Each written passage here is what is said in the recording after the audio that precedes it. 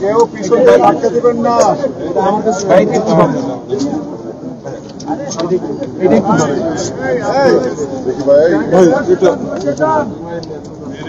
এই ধরনের লাঠি চার্জ করে আমরা তো মনে করি ভিপি নূরকে হত্যা করার ষড়যন্ত্র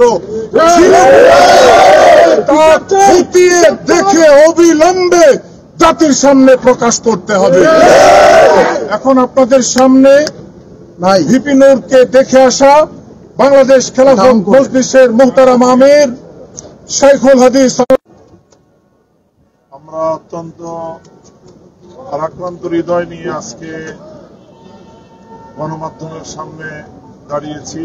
পরিস্থিতি কতটা উদ্বেগজনক তার একটি চাক্ষুষ প্রমাণ। আমি ভিপি নূরের যেই পরিস্থিতি দেখেছি এটি আসলে ভাষায় ব্যক্ত করা সম্ভব নয়। তার ডান চোখ যেভাবে ইনজুরির শিকার হয়েছে এবং মাথায় যে আঘাতের চিহ্ন দেখলাম এবং নাকে তো দেখা যায় না, ওখানে সম্পূর্ণ ব্যান্ডেজ করা, এক ভীতিকর ভয়াবহ অবস্থা এক কথায় বলতে গেলে। অর্থাৎ দেখলেই বোঝা যাচ্ছে যে শরীরের সবচেয়ে সেন্সিটিভ জায়গা মাথা, চোখ, নাক, এখানে এলোপাতাড়ি ভাবে যেইভাবে উপর্যুপরি হামলা করা হয়েছে এটাকে সম্পূর্ণ পরিকল্পিতভাবে হত্যার ষড়যন্ত্র ছাড়া আর কোনোভাবে অভিযোগ। কার্যালয়ে ঢুকে আইন শৃঙ্খলা রক্ষাকারী বাহিনীর সদস্যরা এইভাবে তাদের উপর চড়াও হয়েছে। বাংলাদেশে এখন রাজনীতিবিদ হিসেবে আমরাও আমাদের জীবনকে নিয়ে আমরা আজকে শঙ্কিত, আমাদের নিরাপত্তা নিয়ে আমরা আজকে শঙ্কিত। আমরা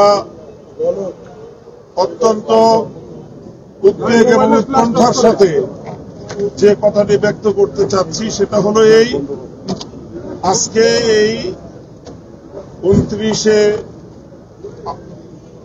আগস্টের এই হামলা এটা আমাদেরকে মনে করিয়ে দিচ্ছে যে 2024-এর 5ই আগস্ট পূর্ববর্তী পুলিশের চরিত্র কোনো পরিবর্তন ঘটেনি। তার চেয়ে ভয়ঙ্কর বিষয় হলো এই যে এই হামলা যজ্ঞের সঙ্গে সরাসরি বাংলাদেশের মানুষের আস্থার সর্বশেষ যে জায়গাটুকু ছিল সেই সেনাবাহিনীকেও কলঙ্কিত করে দেওয়া হবে।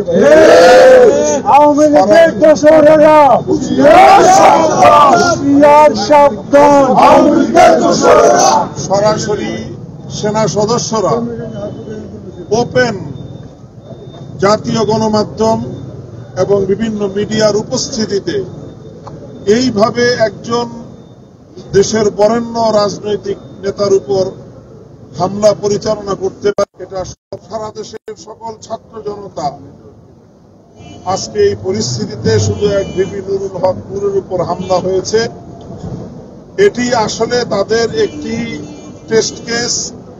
তারা যদি আজকে নুরুল হক নূরের উপর এভাবে হামলা চালিয়ে এবং তার দলীয় সেক্রেটারি জেনারেল জনাব রাশেদ খান এবং অন্যান্য তাদের দলীয় প্রায় অর্ধ শতাধিক নেতা কর্মীদেরকে